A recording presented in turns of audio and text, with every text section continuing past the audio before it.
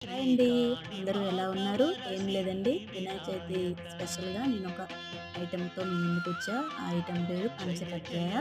కావలసిన పదార్థాలు నెయ్యి, అటుకులు, బెల్లం, కాజు, ఎండు ద్రాక్ష, ఇలాచీ పౌడర్, కొబ్బరి పొడి.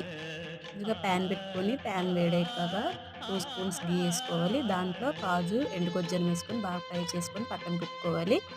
అదే దాంట్లో కొంచెం కొబ్బరి పౌడర్ కూడా ఏసుకొని బాగా ఫ్రై చేసుకొని సైడ్‌కి పెట్టుకోవాలి.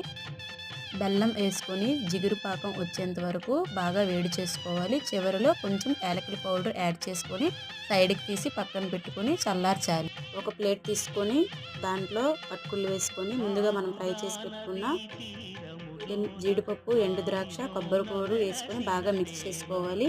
దాంట్లో మనం చల్లార్చిన పాకాన్ని దాంట్లో వేసుకొని బాగా మిక్స్ చేసుకోవాలి. అంతే, వినాయకుడికి ఎంతో ఇష్టమైన పంచకజ్జాయ్ రెడీ అయిపోయింది.